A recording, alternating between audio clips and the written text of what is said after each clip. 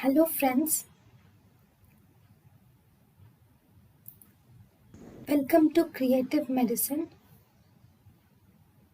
In this lecture, we will learn about CNS complications. CNS complications include convulsions.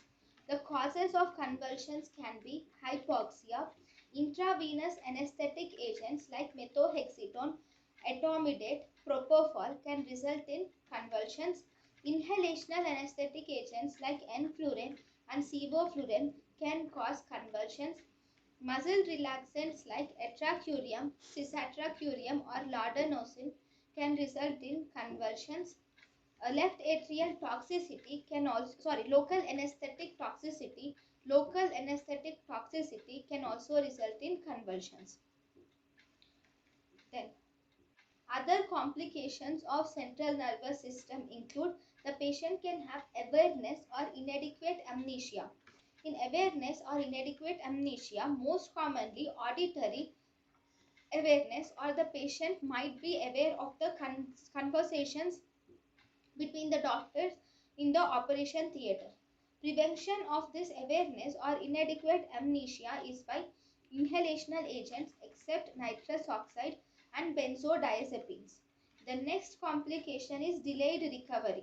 Delayed recovery is the most common cause of delayed recovery is residual effects of the drugs.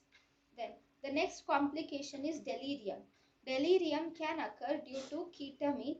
And next is it is the other complication is emergence excitement. Emergence excitement can occur in pediatrics.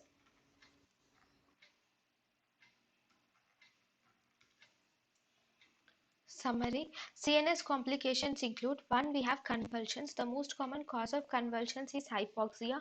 It can also be caused by IV agents like methotrexate, etomidate, and propofol, inhalational agents like enflurane and sevoflurane, muscle relaxants like atracurium, cisatracurium, and also local anesthetic toxicity can cause convulsions. Second, awareness or inadequate amnesia. It is mostly auditory awareness is common. Prevention is by giving inhalational agents except nitrous oxide, and benzodiazepines can be given for awareness. Then delayed recovery is seen mainly due to the residual effect of the drugs. Fourth, delirium is seen most commonly with ketamine, and delirium is also seen in old age patients and also in orthopedic surgeries. Emergence excitement is seen mainly in the pediatric patients.